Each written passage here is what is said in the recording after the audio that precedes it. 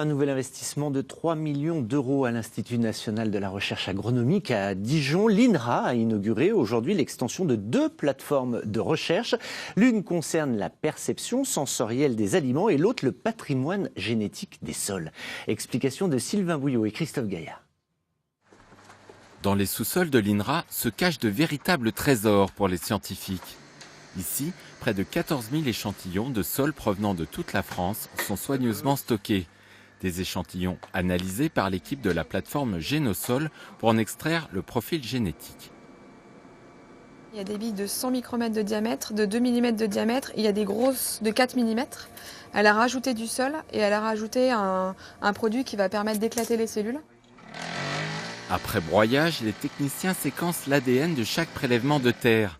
Des données précieuses pour les chercheurs, tant pour la conservation que pour l'inventaire des ressources génétiques microbiennes des sols. Nos analyses vont permettre à ces chercheurs de répondre à leurs questions. Par exemple, on a des chercheurs qui vont travailler sur quelle est la diversité du sol français. Donc il y a un ensemble de mesures qui ont été faites sur la totalité du territoire français, d'avoir une idée de la carte de ce sol français. Et tous les 10 ans, la même photo va être faite du sol français et voir s'il y a une modification de la structure de la population. À l'INRA, une autre unité de recherche s'agrandit, celle consacrée à la caractérisation physico-chimique et sensorielle de l'alimentation. En clair, on s'intéresse ici à notre façon de consommer, en fonction de l'ambiance, dans un décor de restaurant par exemple, mais aussi en fonction de l'aspect des aliments. Des expériences qui ont des débouchés importants en relation avec les industriels de l'agroalimentaire, mais aussi les industriels de la santé, qui permettent aussi de donner des conseils au niveau de la société, comment mieux manger, comment manger plus sainement, comment avoir un comportement qui permet effectivement de prévenir certaines pathologies. L'extension et la modernisation de ces 2 plateformes a coûté près de 3 millions d'euros, financées principalement par la région et l'État. Alors, on vient de le voir, il y a ces deux nouvelles plateformes, plus exactement, mais plus concrètement, Fabienne, l'INRA, c'est quoi? Eh bien, pour commencer, c'est moi, pour une fois, qui vais vous poser des questions, Eric. Savez-vous comment se forme le goût?